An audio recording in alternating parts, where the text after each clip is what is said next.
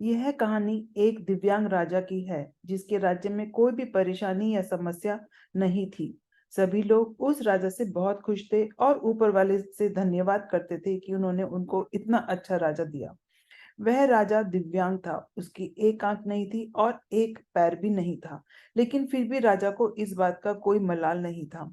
एक दिन राजा अपने महल के गलियारे में घूमते हुए अपने पूर्वजों की लगी तस्वीर को देख रहा था और सोच रहा था कि मेरे पिताजी इतने शूरवीर थे और मेरे पिताजी के पिताजी भी बहुत शूरवीर थे। हमें इतने शूरवीर खानदान में जन्म लेने का मौका मिला।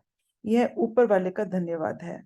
राजा ने सभी चित्र को देखते हुए आखिरी चित्र तक पहुंचे और फिर उस खाली जगह को देखा तो यह चिंता में पड़ गए, क्योंकि उन्हें मालूम था अब यहाँ जो तस्वीर लगेगी वह उन्हीं की लगेगी। लेकिन राजा को इस बात की चिंता नहीं थी कि वह मर जाएंगे। चिंता इस बात की थी कि वहां जो पेंटिंग लगेगी तो वो कैसी लगेगी। राजा की एक आंख और एक पैर ना होने की वजह से वह चिंता में पड़ गए और सोचने लगे कि इस गलियारे में इतनी शानदार पेंटिंग लगी है, लेकिन मेरी एक आंख और एक पैर न होने की वजह से मेरी ही तस्वीर सबसे खराब लगेगी और सबसे भद्दी दिखेगी। तब राजा ने सोचा कि मेरे मरने के बाद पता नहीं कैसी पेंटिंग बनेगी, और क्यों ना मैं अपने जीते जी ही एक शानदार पेंटिंग बनवाऊं, ताकि मुझे ये सुकून मिल जाए कि मेरी यहाँ अच्छी पेंटिंग लगेगी।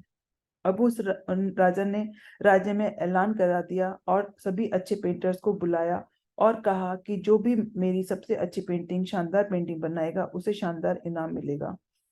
बड़े बड़े पेंटर राज्य में आए और लेकिन राजा को देखकर सोचने लगे कि जब हम इनकी पेंटिंग बनाएंगे तो वो पेंटिंग शानदार होगी, लेकिन जरूरी नहीं कि राजा को पसंद आएगी। और अगर राजा को गुस्सा आया तो इनाम की जगह उनको सजा मिलेगी। तो इसलिए वो सारे पेंटर पीछे हट गए। लेकिन तभी भीड़ में से एक लड़का राजा साहब से बोला, मैं आपकी पेंटिंग बनाना चाहता हूँ, मुझे 24 घंटे का वक्त दीजिए। सब बड़े बड़े पेंटर हैरान हो गए कि ये लड़का पेंटिंग क्या बनाएगा। अगर राजा को पेंटिंग पसंद नहीं आई तो इसे सजा जरूर मिलेगी। राजा ने कहा, ठीक है, आप पेंटिंग बनाकर लाइए। अगले दिन वह लड़का तस्वीर बनाकर लाता है और दरबार पूरी तरह से भर चुका था।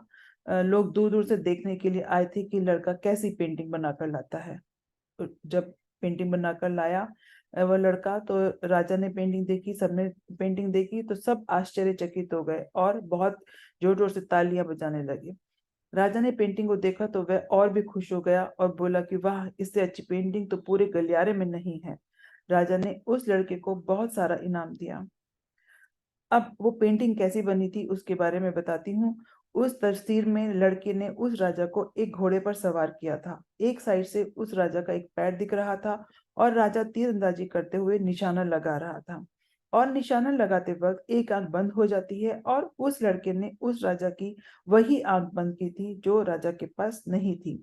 इस तरह से उस लड़के ने राजा को निशाना लगाते हुए घोड़े के ऊपर सवार दिखाया, जिससे एक आंख बंद और एक ही पैर दिखाया, और इतना शानदार पेंटिंग बनाई कि वह अब तक की सर्वश्रेष्ठ पेंटिंग थी।